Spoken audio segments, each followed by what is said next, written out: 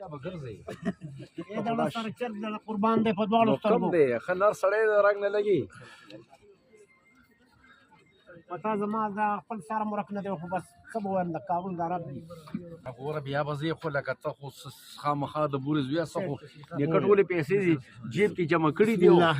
موږ سره به څه کوې پیسې ټولې ته واخله ورونه خو د دې جنجال نه مې خلاص یا الله یا سلام یا الله یا الله یا سلام یا ارحم الراحمین دا الله په حکم به خود روانېږي ان شاء الله او خدا بکس مکس به موږ له را روانې یا الله یا سلام یا رحم الله اکبر الله یا